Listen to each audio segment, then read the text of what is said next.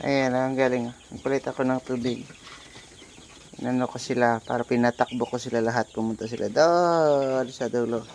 Para makita ko kung sinong hindi makatakbo at mahinga. Ayan, walang wala na dito. Takbuhan sila doon lahat. Sisigla. Ang lalakas nila makatakbo. Ayan, kahaba yung takbuhan nila. More than 3 meters. Tapos dito yung sa kabila naman. Parehas din, more than 3 meters. Almost 4 eh. Yung siya kahaba. Ito, 50 heads.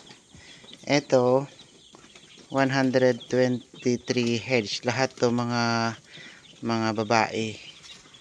Nauna yung lahat yun naman sa kabila. Mga lalaki lahat yun. Ayun.